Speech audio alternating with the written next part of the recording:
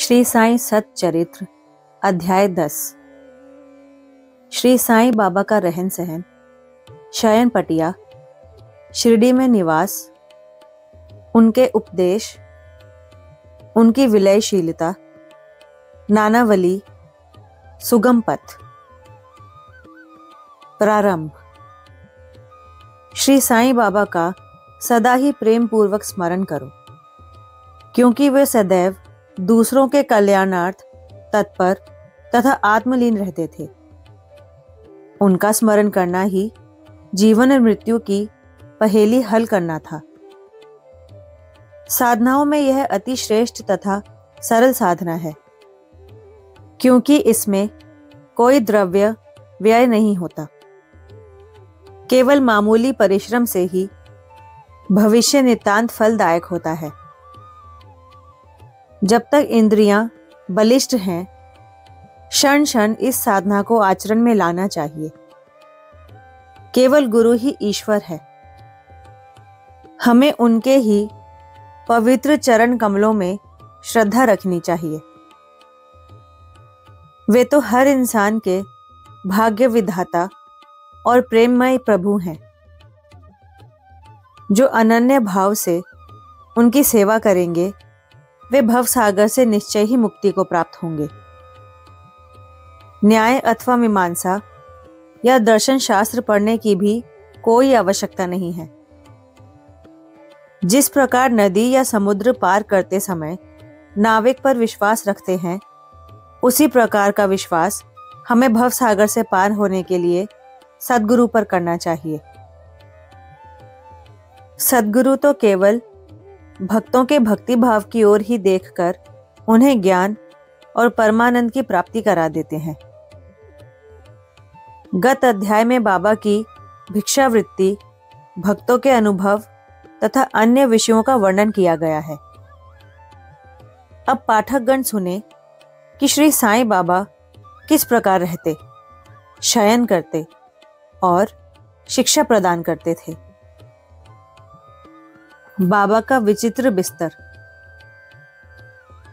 पहले हम यह देखेंगे कि बाबा किस प्रकार शयन करते थे। श्री नाना साहेब डेंगले एक 4 हाथ लंबा और एक हथेली चौड़ा लकड़ी का तख्ता श्री साईं बाबा के शयन हेतु लाए। तख्ता कहीं नीचे रखकर उस पर सोते। ऐसा ना कर बाबा ने पुरानी चिंदियों से मस्जिद की बल्ली से उसे झूले समान बांधकर उस पर शयन करना प्रारंभ कर दिया। चिंदियों के बिल्कुल पतली और कमजोर होने के कारण लोगों को उसका झूला बनाना एक पहेली सा बन गया। चिंदियां तो केवल तख्ते का भी भार सहन नहीं कर सकती थीं, फिर वे बाबा के शरीर का भार किस प्रकार सहन कर सकेंगी। जिस प्रकार भी हो, यह तो राम ही जाने। परंतु यह तो बाबा की एक लीला थी। जो फटी चिंदियां तख्ते तथा बाबा का भार संभाल रही थी। बाबा को तख्ते पर बैठे या शयन करते हुए देखना देवताओं को भी दुर्लभ दृश्य था। सब आश्चर्यचकित थे कि बाबा किस प्रकार तख्ते पर चढ़ते होंगे और किस प्रकार नीचे उतरते होंगे। कौतूहलवश लोग इस रहस्योद्घाटन के हेतु दृष्टि लगाए रखते थे, परंतु यह समझने में कोई भी सफल न हो सका और इस रहस्य को जानने के लिए भीड़ उत्तरोत्तर बढ़ने लगी। इस कारण बाबा ने एक दिन तख्ता तोड़कर बाहर फेंक दिया। यद्यपि बाबा को अष्ट सिद्धियां प्राप्त थीं, परंतु उन्होंने कभी भी उसका प्रयोग नहीं किया और ना कभी उनकी इच्छा ही हुई। वे तो स्वतः ही स्वाभाविक रूप से पूर्णता प्राप्त होने के कारण उनके पास आ गई थी। ब्रह्म का सगुण अवतार। श्री साईं बाबा 3.5 हाथ लंबे एक सामान्य पुरुष थे, फिर भी प्रत्येक के हृदय में वे विराजमान थे। अंदर से वे आसक्ति रहित और स्थिर थे, परंतु बाहर से जन कल्याण के लिए सदैव चिंतित रहते थे। अंदर से वे संपूर्ण रूप से निस्वार्थी थे।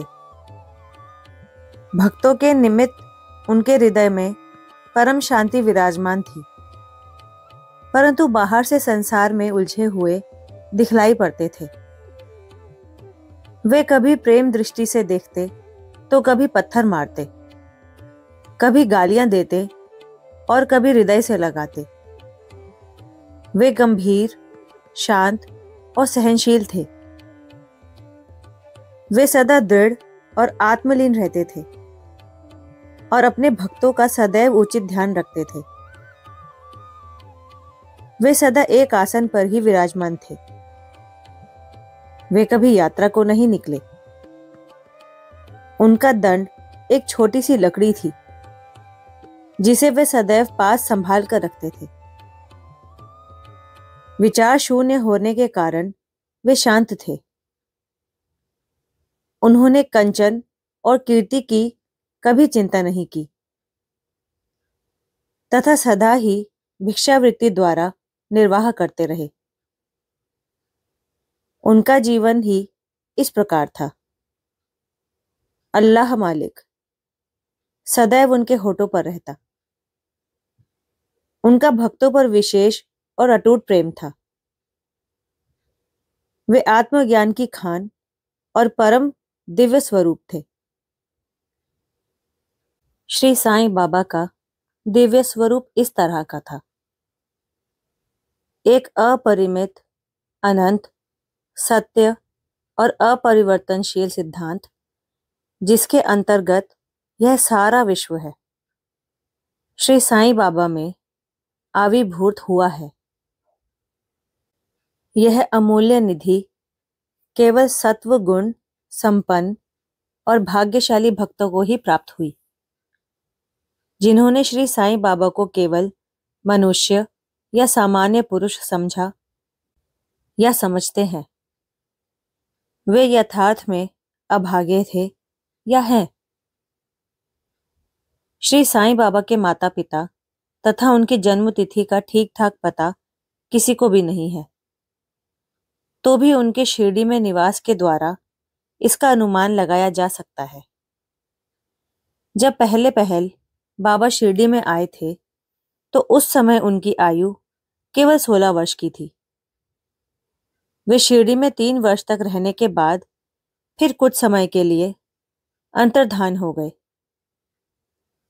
कुछ काल के उपरांत वे औरंगाबाद के समीप निजाम स्टेट में प्रकट हुए और चांद पाटिल की बारात के साथ पुनः शिरडी पधारे। उस समय उनकी आयु 20 वर्ष की थी। उन्होंने लगातार 60 वर्षों तक शिरडी में निवास किया और सन 1918 में महासमाधि ग्रहण की। इन तथ्यों के आधार पर हम कह सकते हैं कि उनकी जन्म तिथि सन 1838 के लगभग थी। बाबा का ध्येय और उपदेश।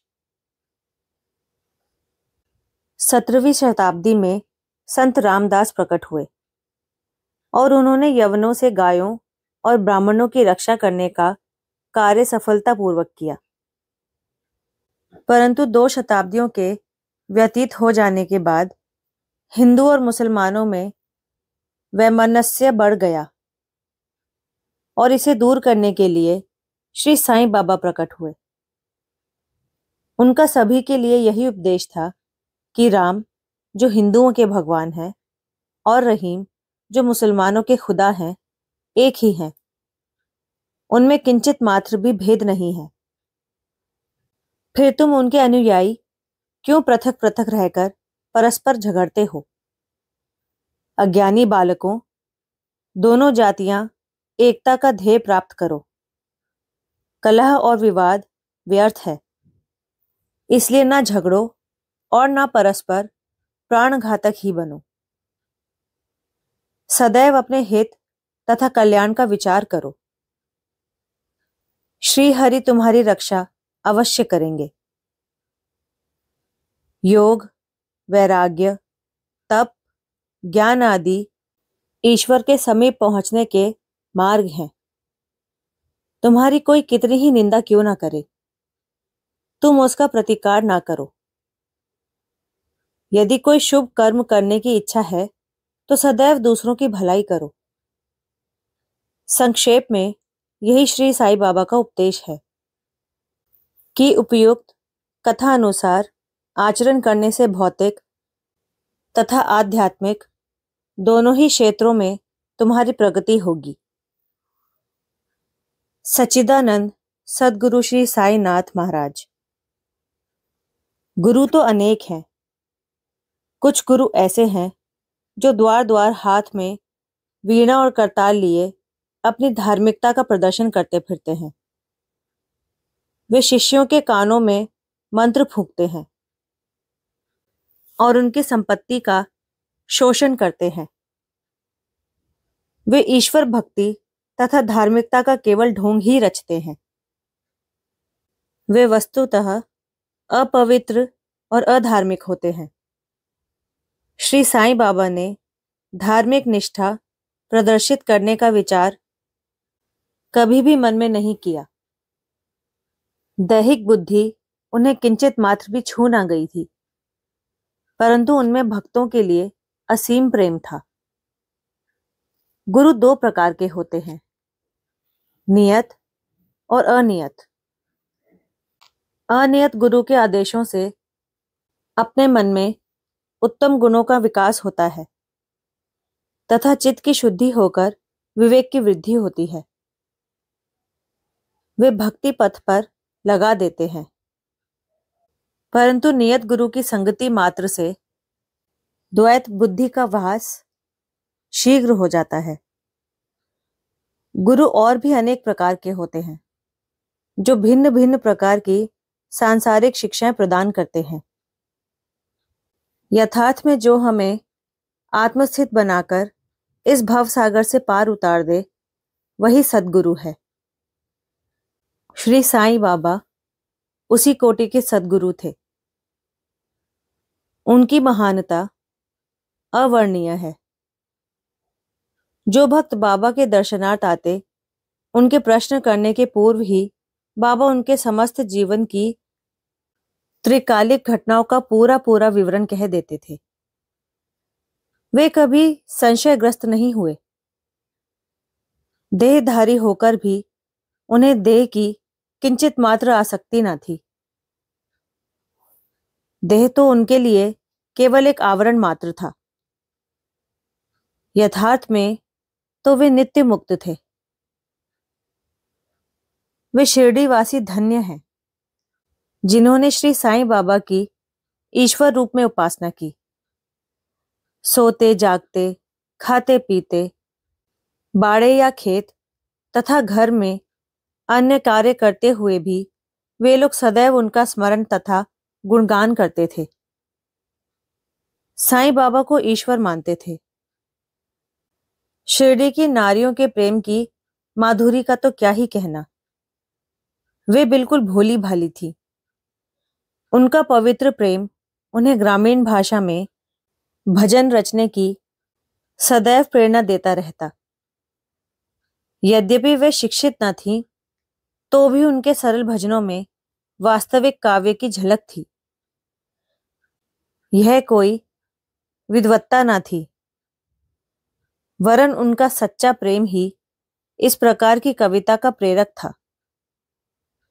कविता तो सच्चे प्रेम की प्रकट स्वरूप ही है, जिसमें चतुर श्रोतागण ही यथार्थ दर्शन या रसिकता का अनुभव करते थे। बाबा की विनयशीलता।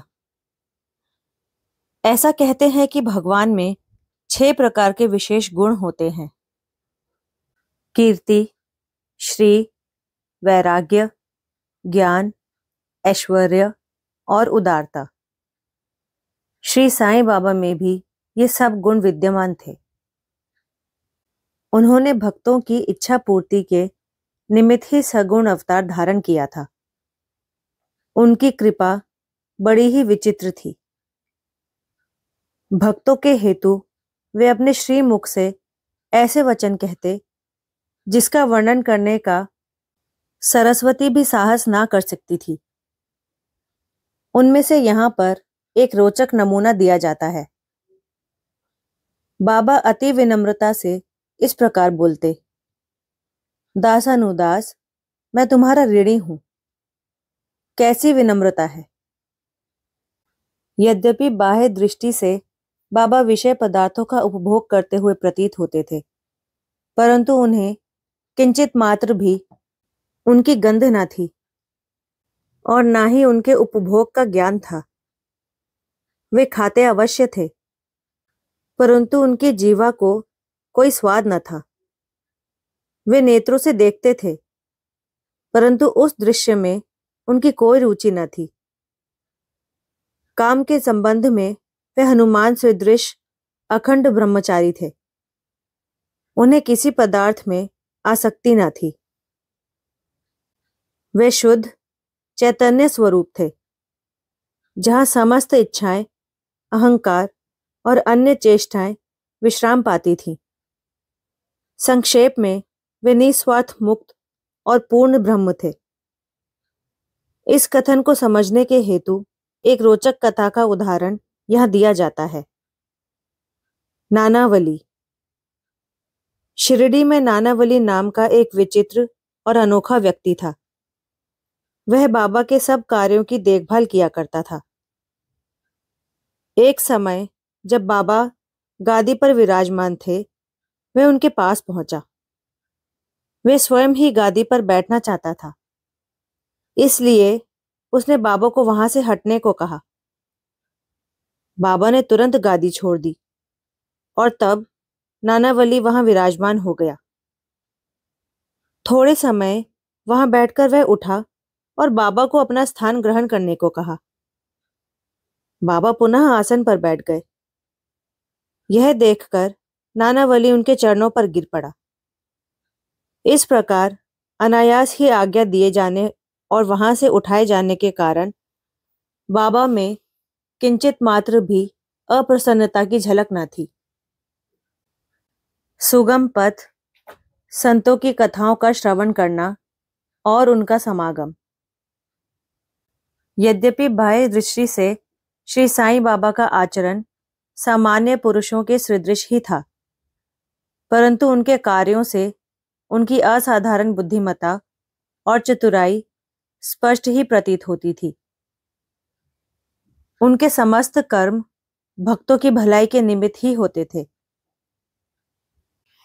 उन्होंने कभी भी अपने भक्तों को किसी आसन या प्राणायाम के नियमों अथवा किसी उपासना का आदेश कभी नहीं दिया और ना उनके कानों में कोई मंत्र ही फूका। उनका तो सभी के लिए यही कहना था कि चातुर्य त्याग कर सदैव साईं साईं स्मरण करो। इस प्रकार आचरण करने से समस्त बंधन छूट जाएंगे और तुम्हें मुक्ति प्राप्त हो जाएगी। मन का कार्य विचार करना है। बिना विचार किए वह एक क्षण भी नहीं रह सकता।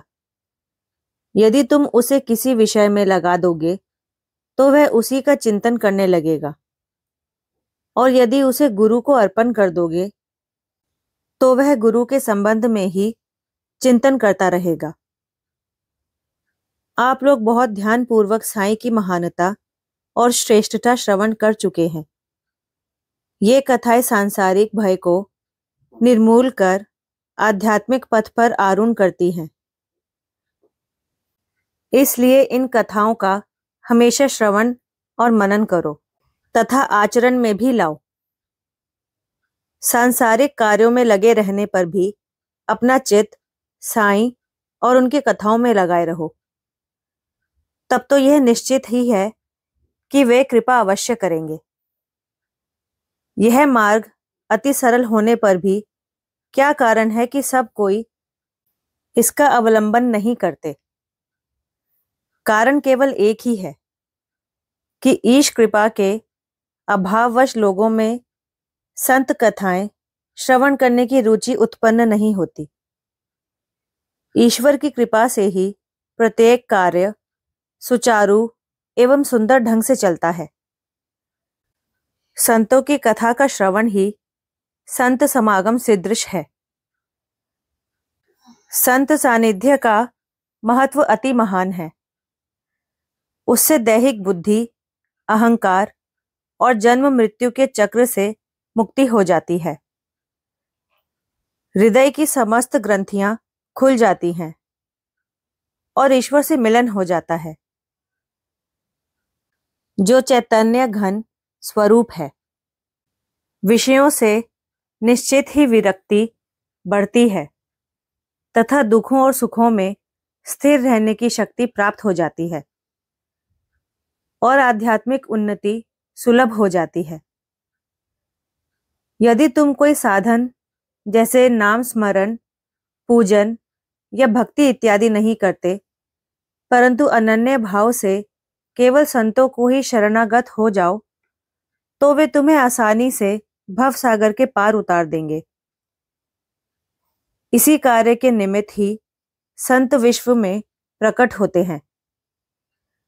पवित्र नदियां गंगा, यमुना, गोदावरी, कृष्णा, कावेरी आदि जो संसार के समस्त पापों को धो देती हैं, वे भी सदैव इच्छा करती हैं कि कोई महात्मा अपने चरण स्पर्श से हमें पावन करे। ऐसा संतों का प्रभाव है। गत जन्मों में शुभ कर्मों के फल स्वरूप ही श्री साईं चरणों की प्राप्ति संभव है। मैं श्री साईं के मोह विनाशक चरणों का ध्यान कर यह अध्याय समाप्त करता हूँ। उनका स्वरूप कितना सुंदर और मनोहर है।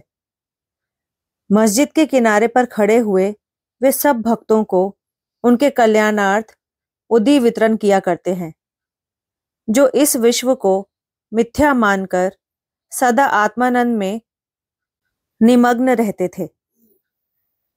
ऐसे सच्चिदानंद श्री साईनाथ महाराज के चरण कमलों में मेरा बार बार नमस्कार है। श्री सद्गुरु साईनाथर्पणमस्तु। शुभम भवतु। ओम साई राम। धन्यवाद।